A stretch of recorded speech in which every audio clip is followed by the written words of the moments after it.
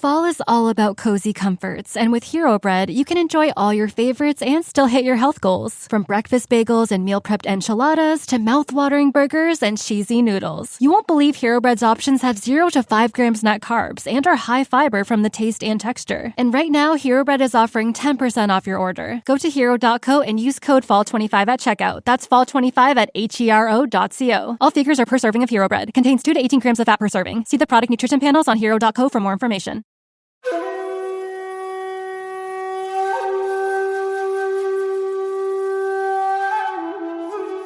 If you've struggled with stress, balance, or burnout, and simply feel discouraged or even defeated, and if you're ready to move from force to flow and enjoy ultimate Zen success in your career, health, or relationships, then the Zen Success Show is for you. Your host, Carissa Sims, is an entrepreneur, corporate consultant, best-selling author, meditation teacher, and healer who has found her own Zen success. Here's your host, Carissa Sims.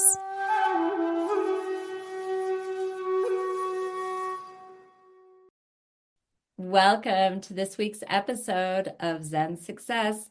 Today, I have the pleasure of speaking with Tom Hagerty. Hi, Tom. Hi, Carissa. How are you? Good. It's a pleasure to be here. Thank you so much for joining me. Let me share for our audience a little bit more about Tom. Tom Hagerty is a retired corporate executive and business fixer with a career spanning over 45 years. I would love to hear how you fix these businesses. That's fascinating. He has made presentations at numerous public and private events, written articles, and op-ed pieces, and has been interviewed by a variety of print publications and electronic media outlets. He is dad, papa, and the author of The Business of Relationships, in that order. Good priorities. Welcome, Tom. So tell me about your book, The Business of Relationships, and what inspired you to write it. Well, I think what inspired me to write it was that I think our relationships in general, Carissa, are in free fall today.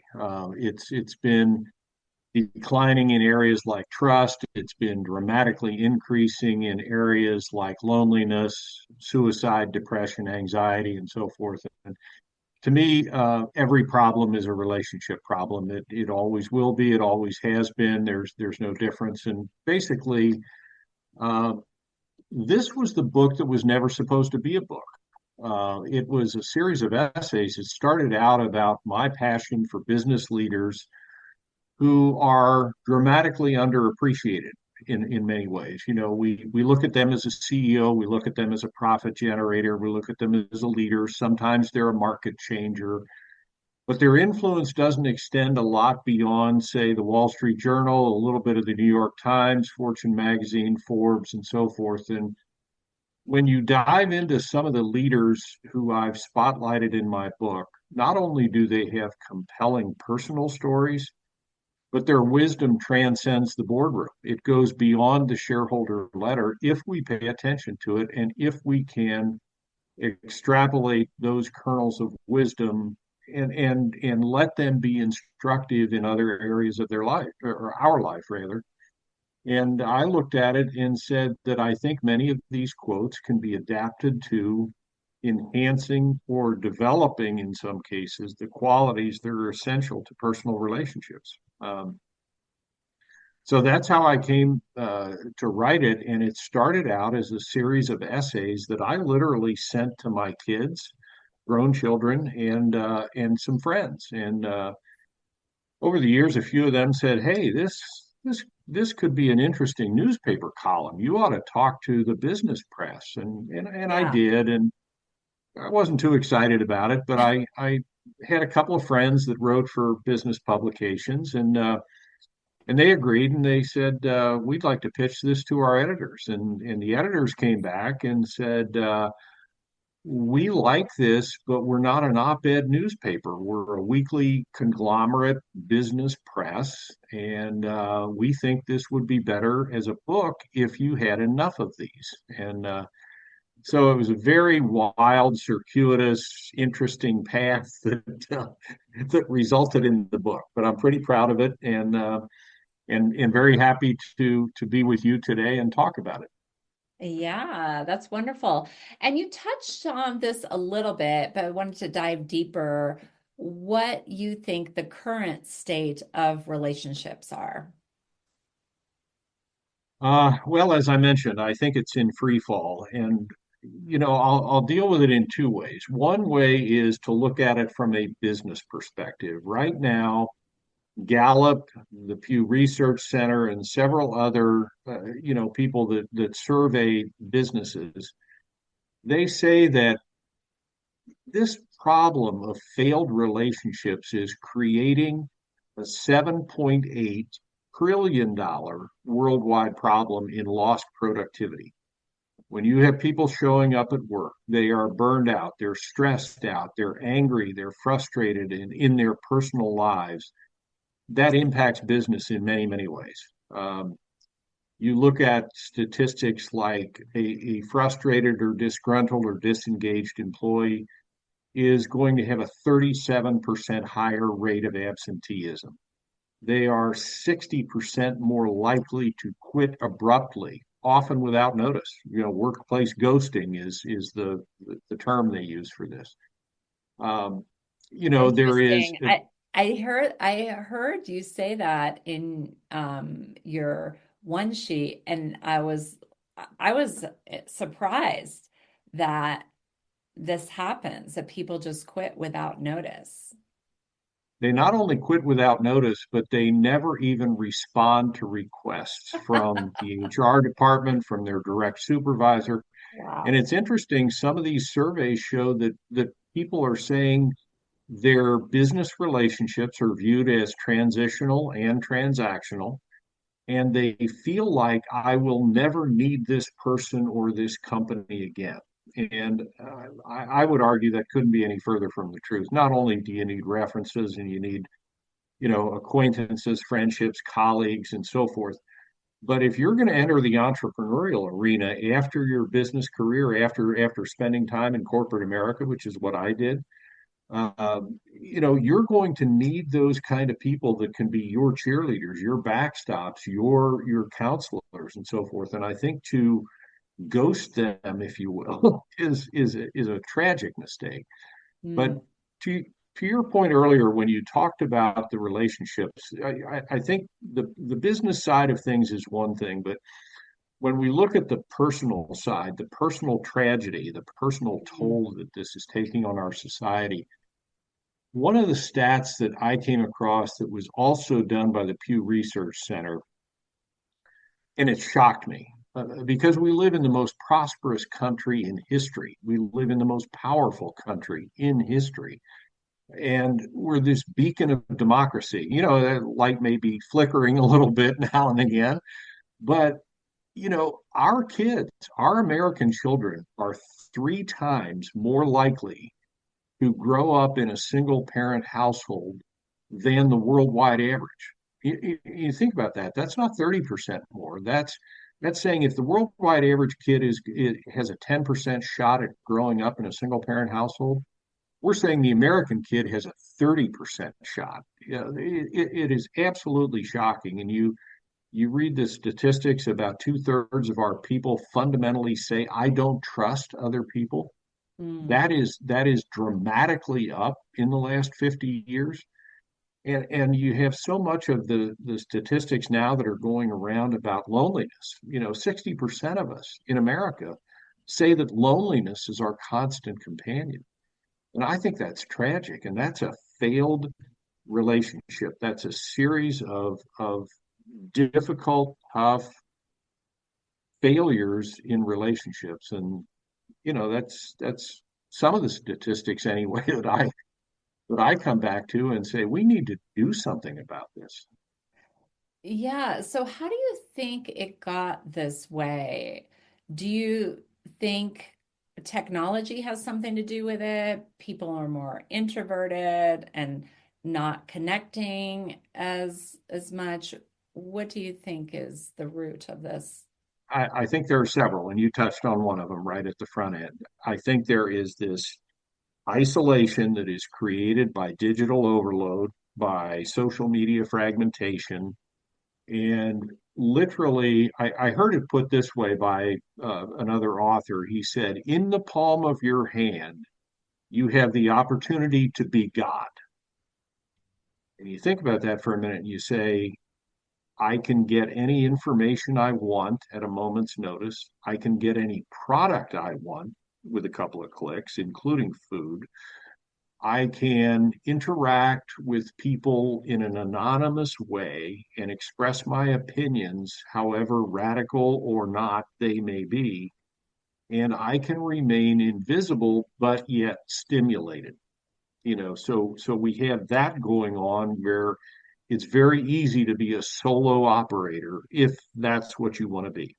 Hmm. Everything is at our fingertips. I think there's, especially post-pandemic, a lot of economic stress and work burnout. I mean, Okay. we've had businesses go out of business. We've had businesses retract, and we've had businesses cut hours. I think there's a lot of stress around that creates the fraying in the relationship. I think it's a trite phrase right now, but we talk about polarization in our country and in others around the world, but specifically to America, I think it's getting to be a little bit of a trite phrase, but it's no less true. We are politically and socioeconomically polarized, and that is going to create phrase in the relationship.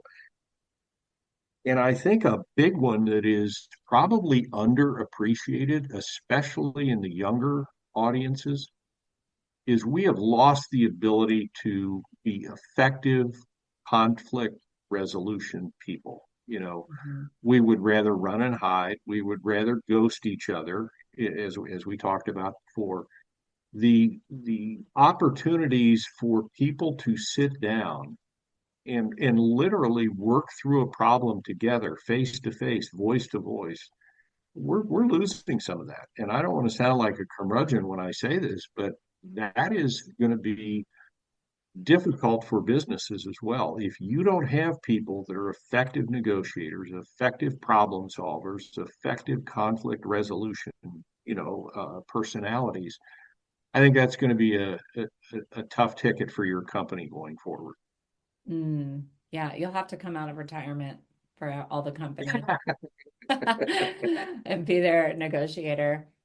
Uh, so, another thing that came up just thinking about corporations when we had the transition to working from home. I mean, a lot of corporations sold real estate and just cut their staff. And I'm a consultant too, so I saw this. And I really saw the employees' stress levels skyrocket because before there may have been like four people in a department. They were all managing the task, and then they're doing everything. So I thought that was kind of interesting, not only the transition to working from home, but also cutting staff because of whatever reason, the pandemic or just to save money, increase shareholder value.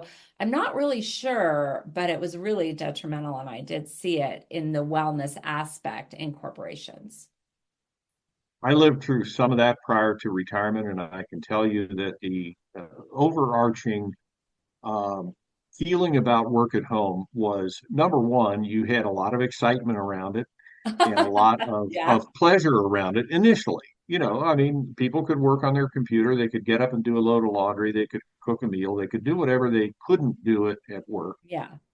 But then I think two things happened. One was the isolation set in, Yeah. that I never see you, hear you, have lunch across the table from you as we did before. And I think the isolation started to grow.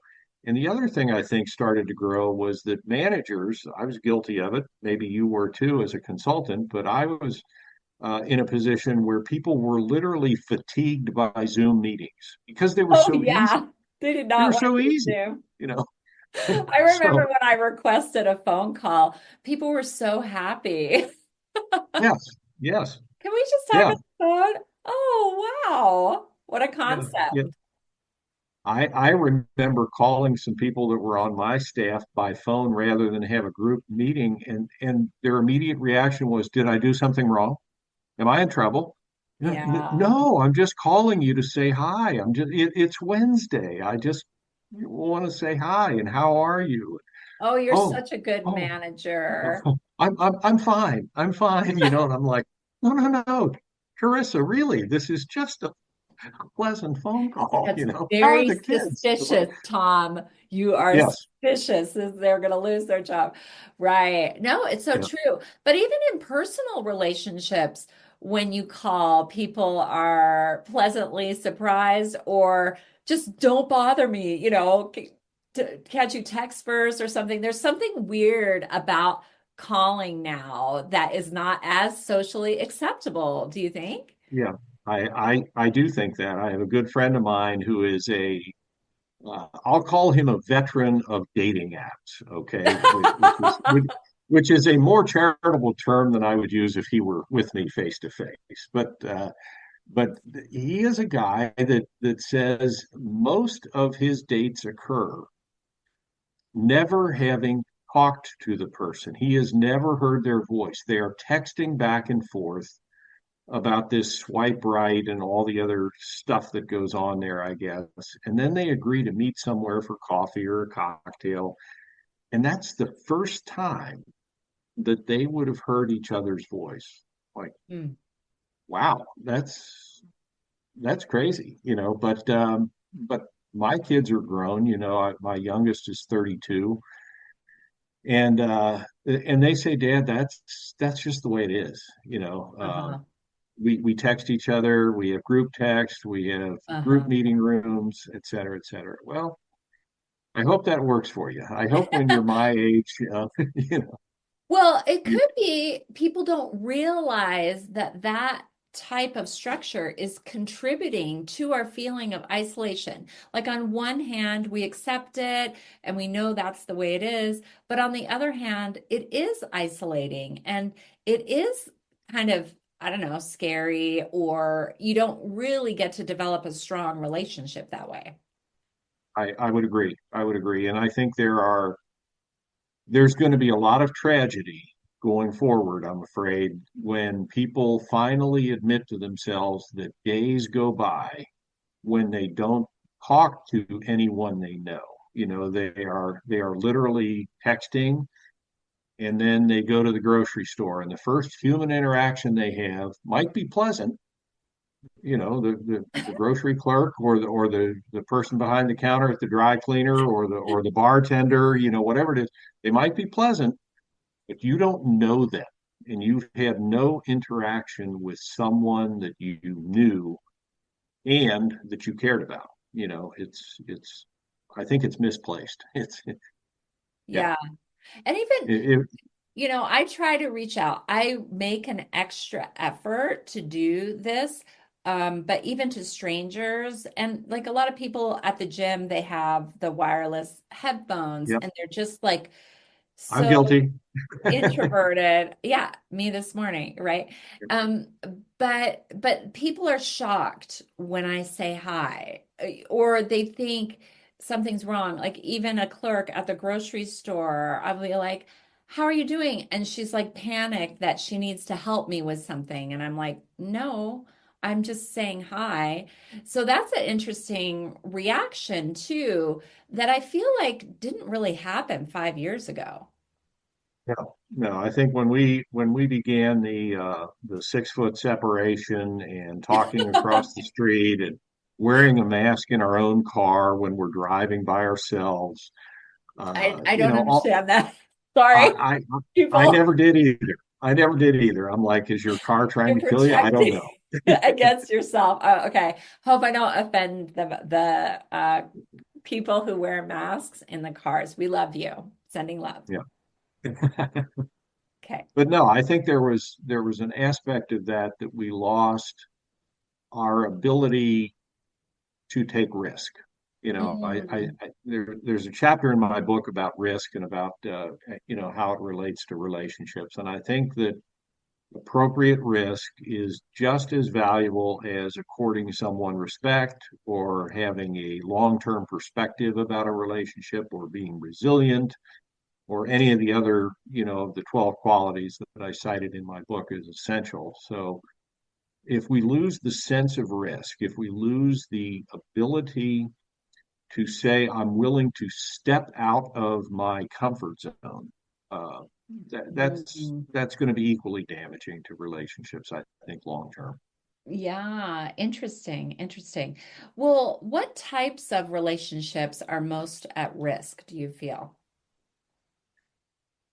Well, I don't want to dodge the question, but I would almost say everything.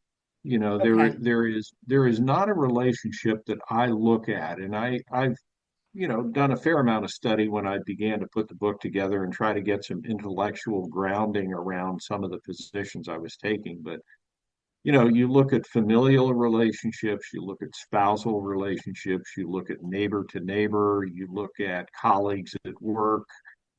You might look at people that you interact with socially, whether it be at church, whether it be at the gym, whether it be at a particular club or organization that you're a member of. I think every single type of relationship that you could point to, you would be challenged to say that is not currently at risk. That Mhm. neighbors are getting along, that club members are getting along. It's just across the board that we've lost our ability, I think, mostly to be resilient and mostly to be accommodating, and give each other grace. There's a lot of that that's just gone away in the last 5 years. Interesting.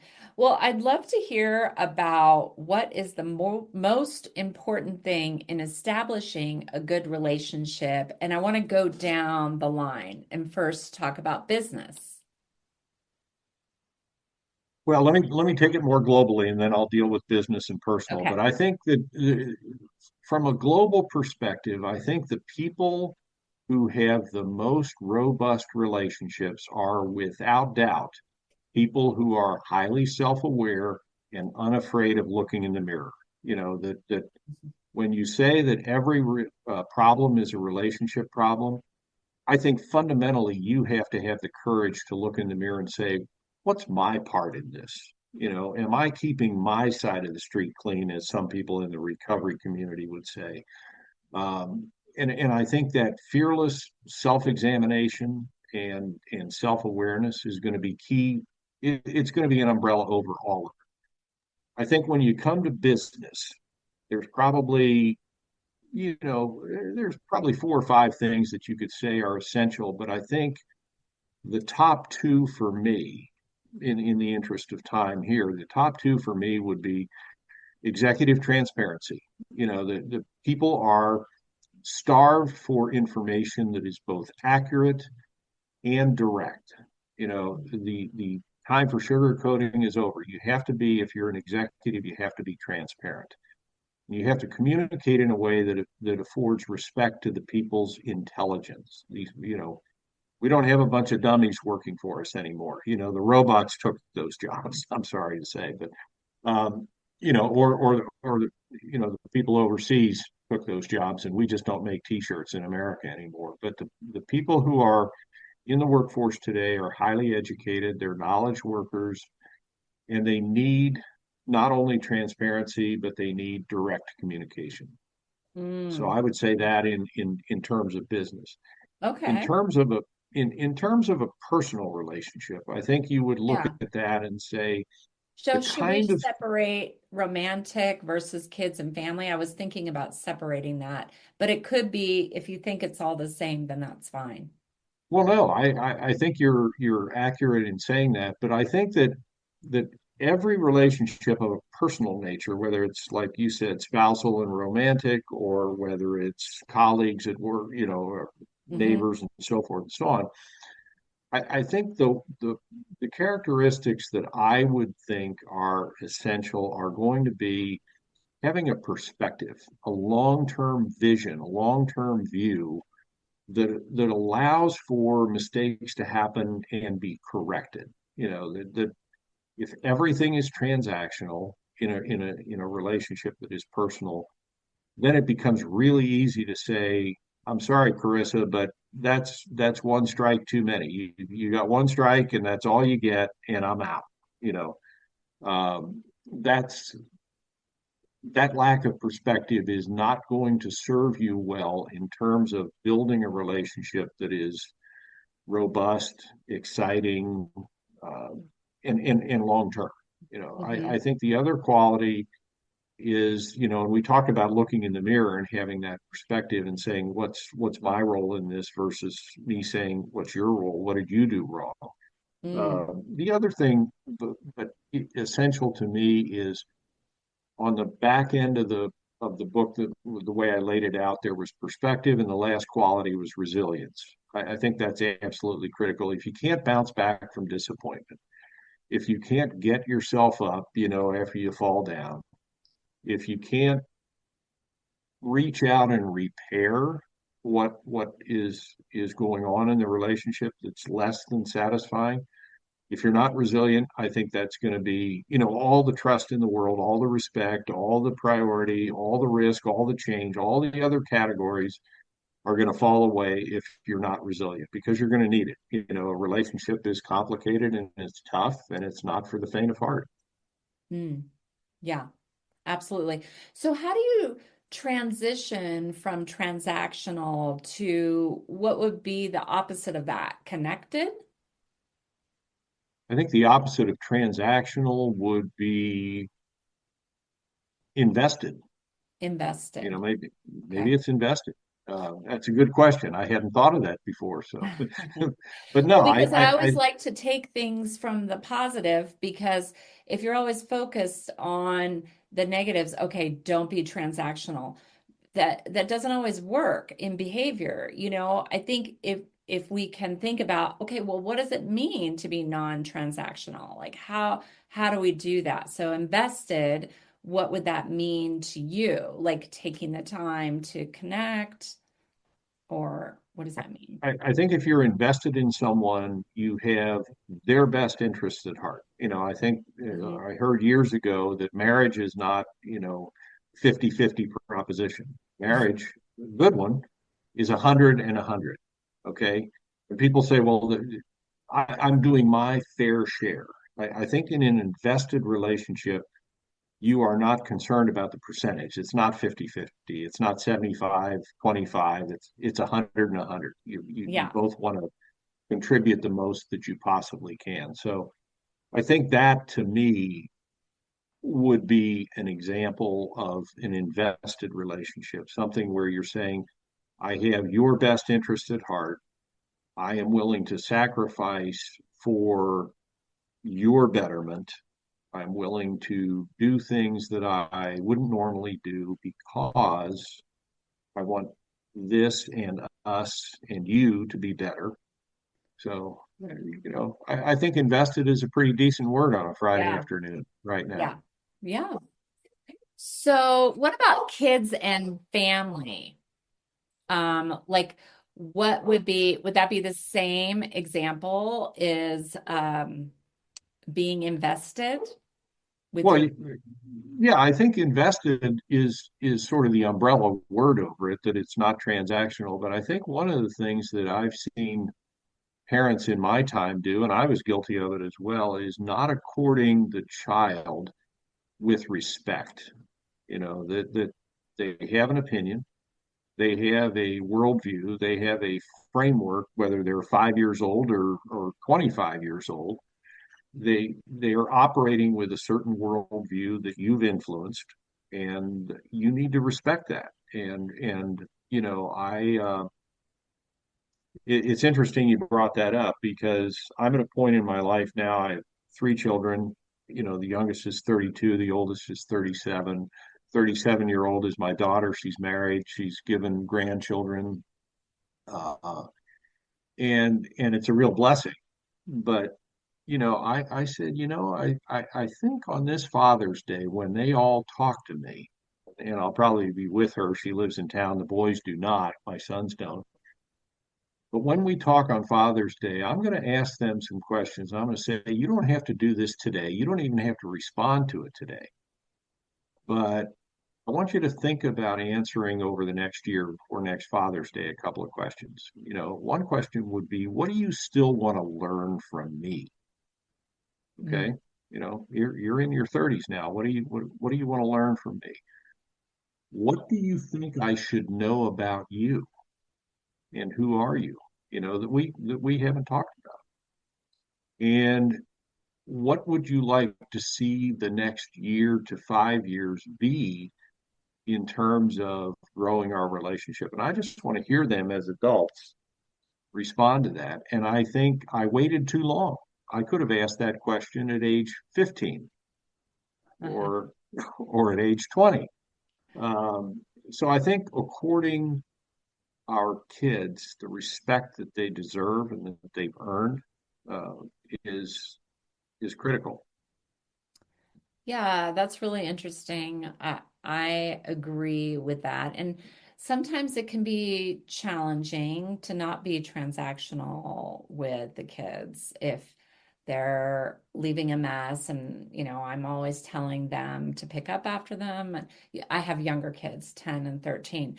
But my 13-year-old, he acts like an attorney. He is always like building a case and defending himself, which is, it is respectable, but Right. sometimes it can be annoying. And Yep. and Yep. I'll say something rude like, I think you need to go to law school. You're really good at this. I mean, it could be considered, I'm saying it in a snarky way, but Right. maybe there's a little bit of truth in it where I believe that he has this argumentative state and that's his unique gift. Yes. Yeah. Well, and I agree with you. I mean, we have to be transactional. It's been a while since I've had younger kids, but there was a time when I said, why do you have to do it? Because I told you to do it. It needs to be done. You're going to do it. Get busy. Yeah. Uh, so those kind of things are going to happen, and that's natural. And nobody has bad memories of it. But I have a daughter like your son, who she's the 37-year-old, and ever since preschool, in fact, her preschool teacher told us this. She said, "Your daughter, her favorite phrase is, 'I have a question.'" And Oh, you they love knew that in something school, huh? something was coming. Amanda had a question. So, Okay. Okay. That's yeah, very good, though. yeah. She's inquisitive.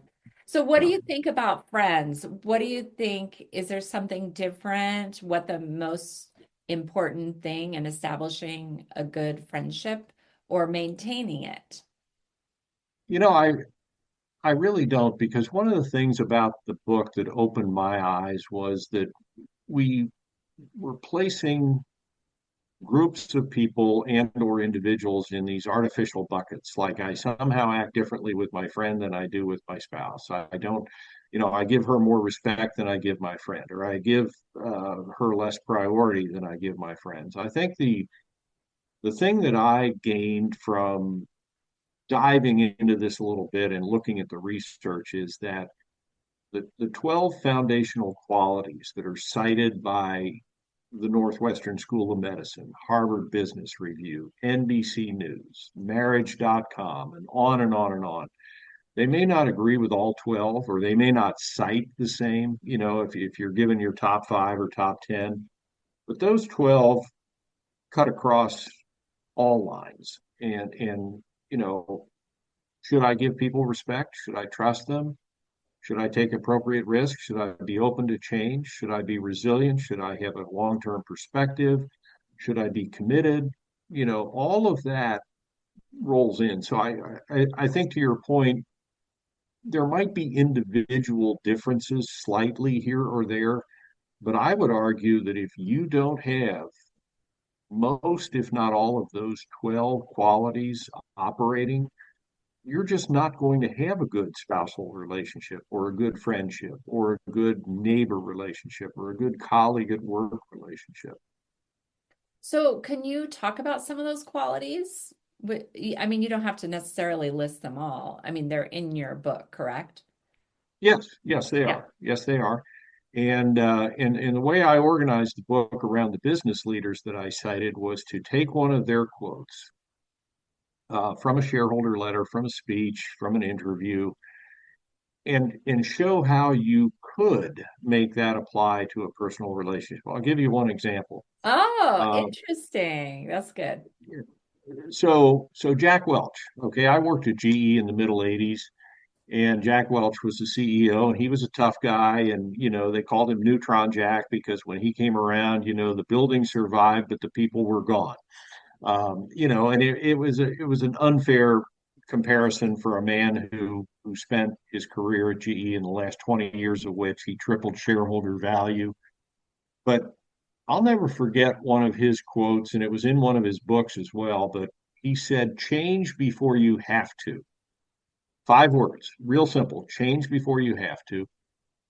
But he said it in this way. He was giving a speech to his business leaders about the fact that he said, if you are not number one or number two in your marketplace, I will fix you, close you, or sell you.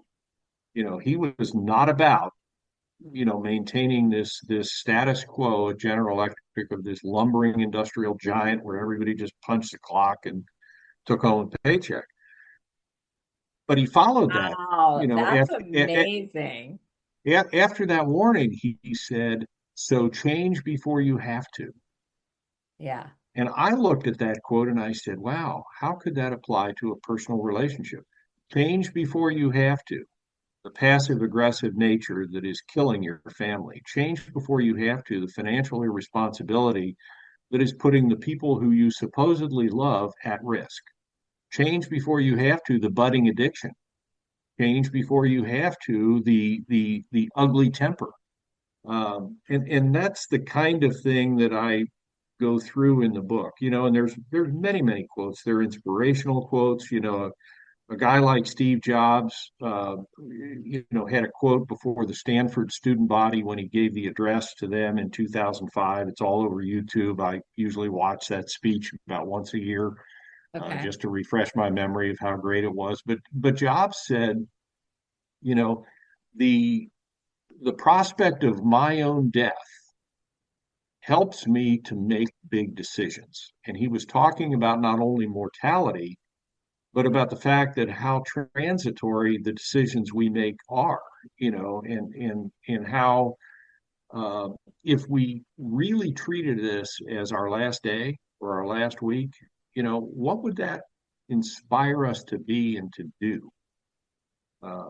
Somebody else like Sheryl Sandberg, perfect example. I mean, a storied career not only in government but in business with Facebook and Google and Lean In and the books and the society or the social networks that she's built. And in the midst of the Cambridge Analytica scandal in 2016, when Mark Zuckerberg threw her under the bus, for the faults at Facebook. Um, she had a quote. She said, each one of us is more than the worst thing we've ever done.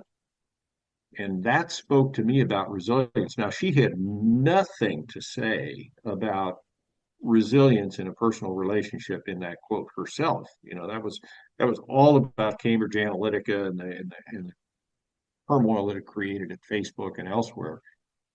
But when you say each one of us is more than the worst thing we've ever done, to me, that's empowering. That says, you don't have to be the person who prays the most. You don't have to be the person who writes the biggest check to the school alumni association. You don't have to be the person who's always carpooling the kids and never asking for any, return, so to speak.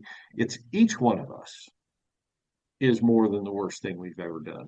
And there's a bunch of them like that I just find a lot of inspiration in, and I think they're transcendent of the circumstances in which they were said originally. Yeah.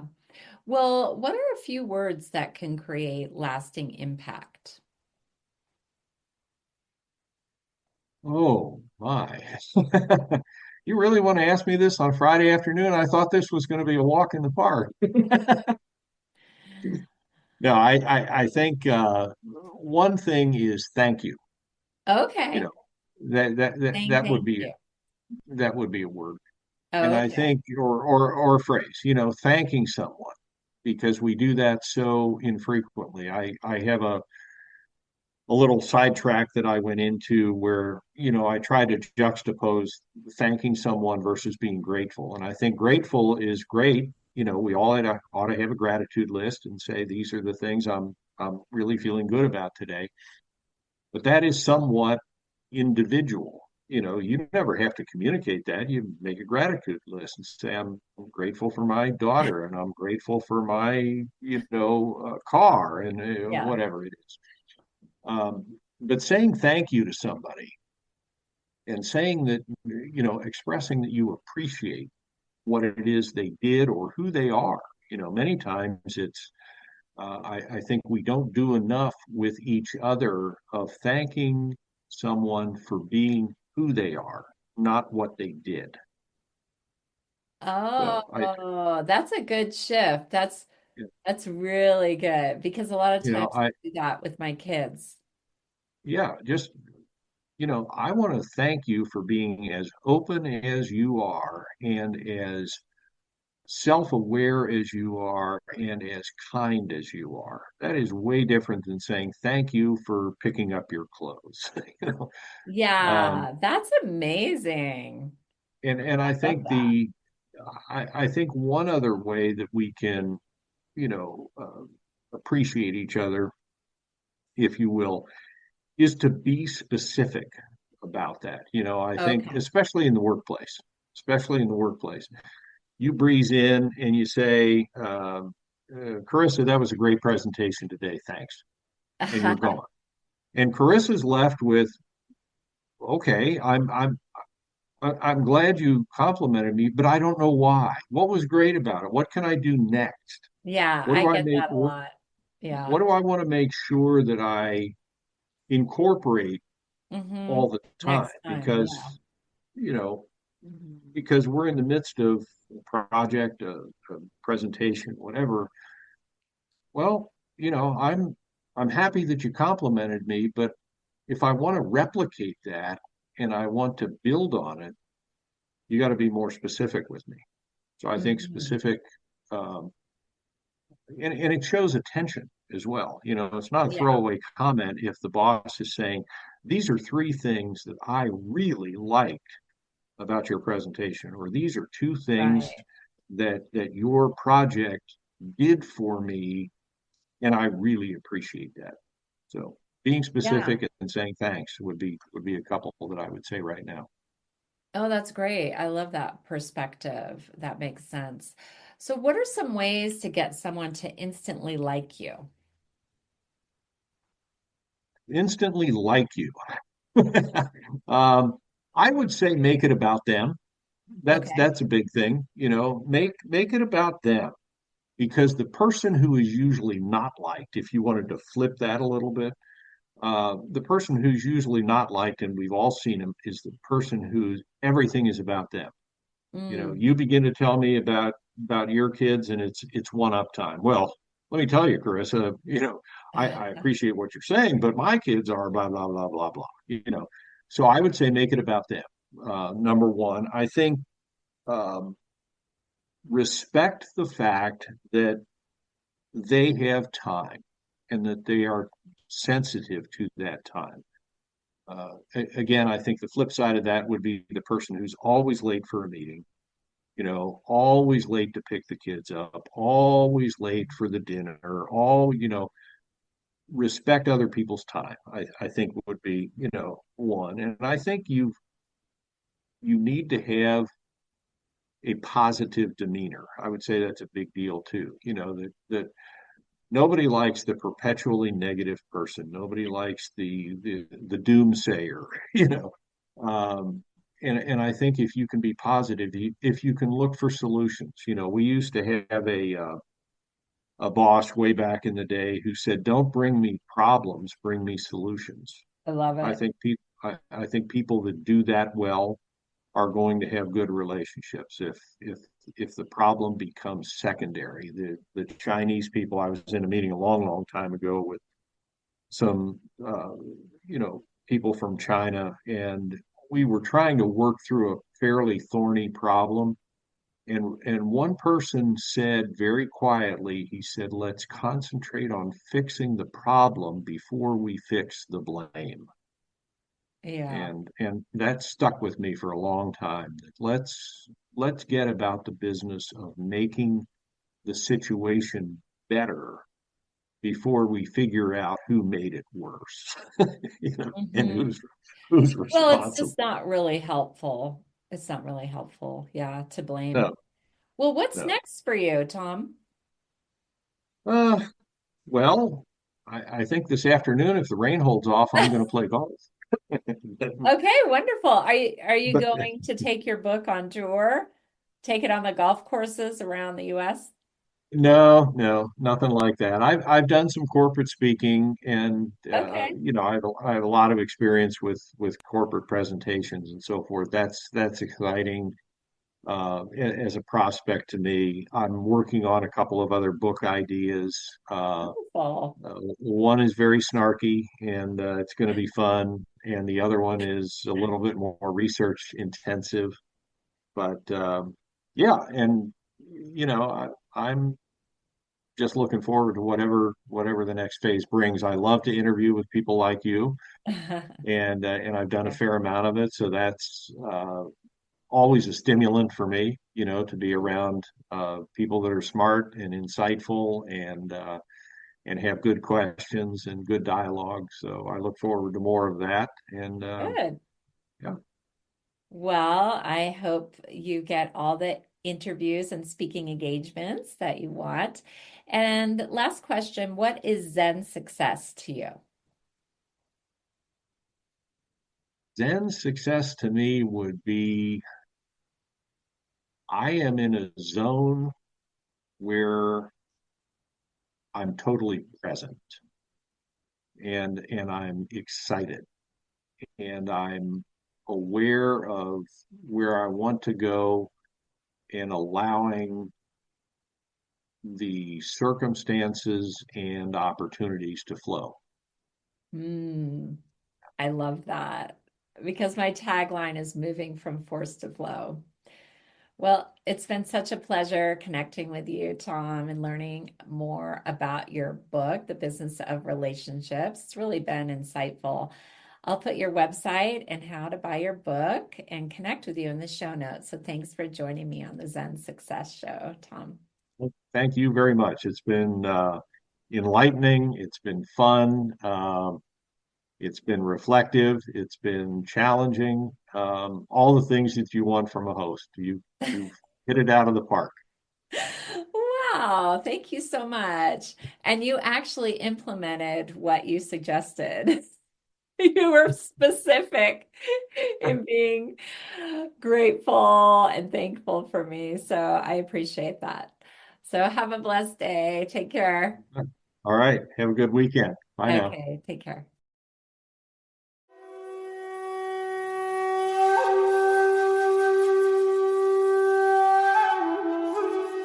That's it for today's episode of Zen Success. Head on over to iTunes, Google Play, Spotify, or wherever you listen to shows. Subscribe to the show and share with friends. Be sure to head on over to ZenSuccessShow.com to help you on your Zen success journey. And join us on the next episode. May you find your own Zen success in life.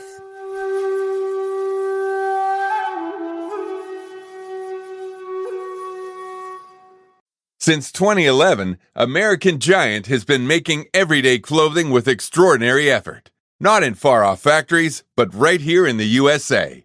We obsess over fabrics, fit, and details, because if you're going to wear it every day, it should feel great and last for years. From the cut of a hoodie to the finishing of a seam, nothing is overlooked. Our supply chain is tight-knit and local, which means less crisscrossing the country and more care in every step. The result is durable clothing, t-shirts, hoodies, sweatpants, and denim that become part of your life season after season. This isn't fast fashion, it's clothing made with purpose by people who care as much about how it's made as how it fits. Get 20% off your first order with code STAPLE20 at American-Giant.com. That's 20% off your first order at American-Giant.com with code STAPLE20.